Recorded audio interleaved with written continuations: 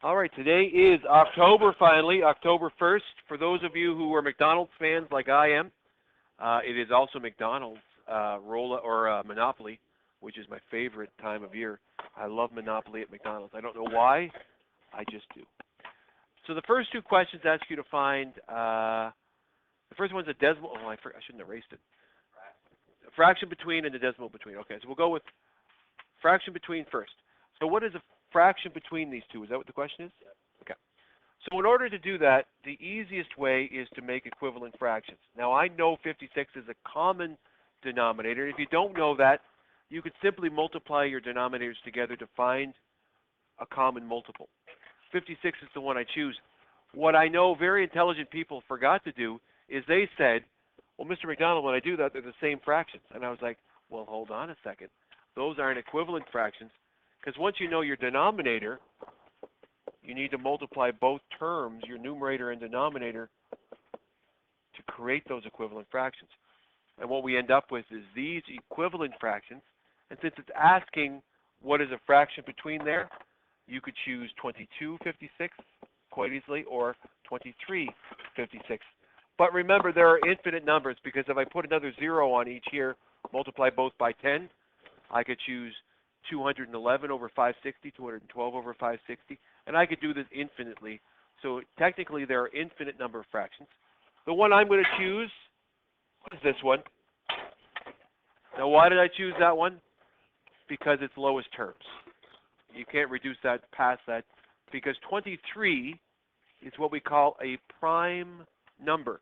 The only numbers divisible into 23 are 1 in itself, and since 56 is not a multiple of 23, I know it's lowest terms. Next one, find a decimal between it. The easiest way to do it, you could do it this way if you wanted to, but I wouldn't recommend it for this question. All I would recommend you do is you change both of these fractions into decimals. This is going to be 0.8666 ... and 14 divided by 15 is 0.9333. So what decimal am I going to choose? Well, remember, you get a bonus point if you chose mine. My number is 0.9 terminating decimal. Who went with 0? Would you choose? Did you choose that? Good. See? Now you're thinking like, oh, you had an insignificant 0, JoJo. Those zeros are not, well, if you put a 0, or if you put another 0, or if you put another 0, it's all the same number. It's just insignificant 0. Oh, okay.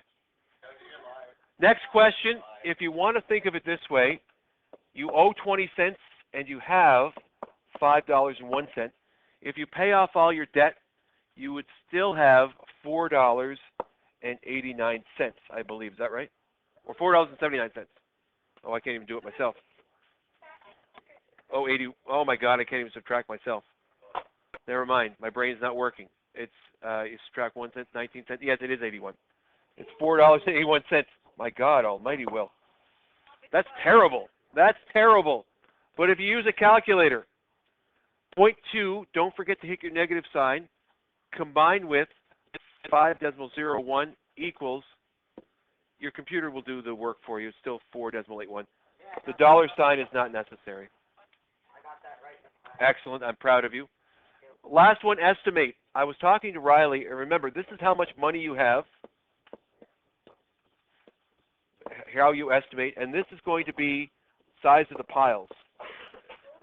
So technically, I'm going to round them to numbers that make sense to me, no pun intended. $1.25 divided into piles of a nickel. That's what I'm thinking. How many nickels in a quarter? 5. How many nickels in a dollar? 20. How many nickels in $1.25? 25. So my estimation will be negative 25 approximately.